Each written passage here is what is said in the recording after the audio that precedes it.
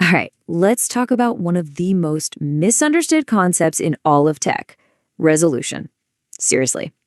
It's the reason why that amazing photo on your phone can suddenly look like a blurry mess on a bigger screen. We're going to figure out exactly why that happens.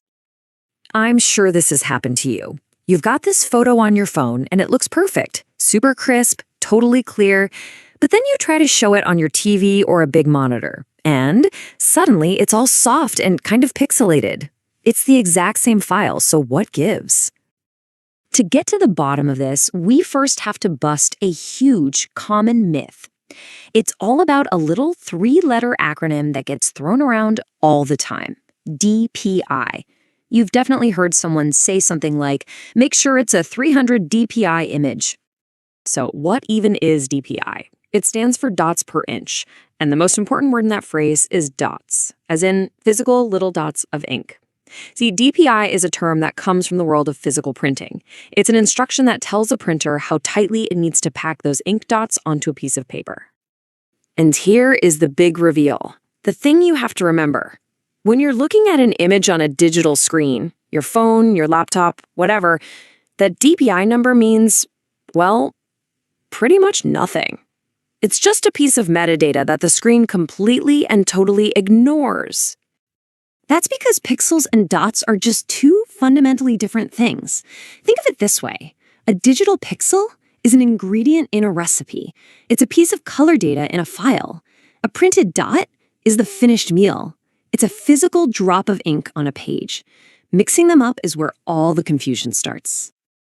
Okay, so if DPI doesn't matter for our screens, what does? This is where we get into what's really happening when your picture shows up on a display.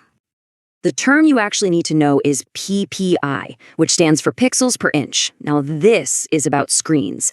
PPI measures the pixel density of the physical display itself. It tells you how many tiny little light-up squares are literally crammed into every single inch of the screen you're looking at. Now this is where it gets kind of wild. Let's look at how different these PPI numbers are. Your standard 27-inch monitor, it's got a PPI of around 81. A 32-inch TV is a little bit denser at 138. But just look at a modern smartphone like the Samsung S24 Plus. It's a jaw-dropping 509 pixels per inch. I mean, just look at that difference. The phone screen is almost 4 times more dense with pixels than the TV screen. Its pixels are so tiny and packed so tightly together that they create this incredibly sharp, seamless image. That's the real secret to why your photo looks so amazing on your phone. So, pixel density is the key, but that actually creates a whole new problem. What happens when your photo, which has a set number of pixels, needs to be shown on a screen that has a totally different number of physical pixels, like a super high-density phone or a giant 4K TV? Well, your device has to do this little magic trick called upscaling.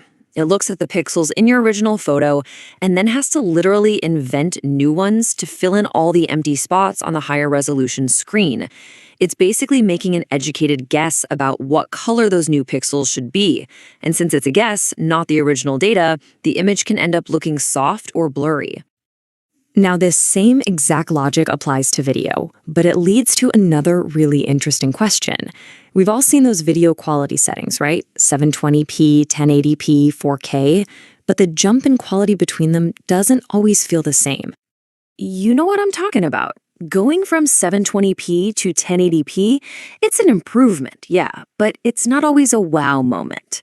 But the jump from 1080p to 4K, that feels like you've put on glasses for the first time. It's a night and day difference. So why is that? It all comes down to the raw numbers. Let's break it down. A single frame of a 720p video is made up of just under 1 million pixels. That's our starting line. When we move up to 1080p, that number more than doubles to over 2 million pixels. Okay, so that's a nice, solid increase in information. But this is where it gets crazy. The leap to 4K isn't just another step up, it's an absolute explosion. You go from 2 million pixels all the way to about 8.3 million.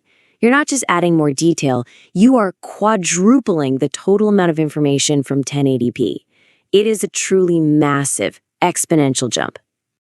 And this chart just says it all. That little step on the left, that's the jump from 720p to 1080p. And that giant tower on the right, that's the leap to 4K. It visually dwarfs the earlier jump. That's what our eyes are picking up on, that huge increase in raw data, which we perceive as a massive leap in clarity. Okay, so we've got pixel density on our screens, and we've got the total pixel count in our files. Let's bring this all together and talk about how this stuff actually affects us in the real world. There's one last crucial piece of the puzzle we haven't talked about yet, and that's you. More specifically, your eyeballs and how far away they are from the screen. Because at a certain point, our eyes just can't distinguish all that tiny detail. This is especially true with your phone. That screen has such a high PPI, and you're usually holding it pretty close, that the pixels are already packed in tighter than what your eye can even resolve. You literally can't see the difference between a 720p video and a 1080p video on that screen. It's beyond the limit of human vision. So for anybody making content, this creates a real dilemma. Do you upload in 720p? The files are smaller, they load way faster, which is great for people with slow internet. Or do you go for that crisp 1080p quality, knowing that it's a bigger file that requires more bandwidth? It's always this trade-off between accessibility and quality. So what's the answer? Well, for most people creating content for platforms like YouTube today, 1080p is really the sweet spot. It strikes that perfect balance. It's sharp enough to look great even on a big TV, but it's still accessible enough for most people's internet connections. It's the standard that makes sure your stuff looks good pretty much anywhere. And that kind of leaves us with a final, fascinating question. We've untangled all this stuff about pixels and density and distance, but as AI gets smarter and smarter at upscaling, at inventing those missing pixels, and as screen technology keeps getting better, you have to wonder, what is sharpness even going to mean in 5 years? The very definition of a clear image is changing right before our eyes.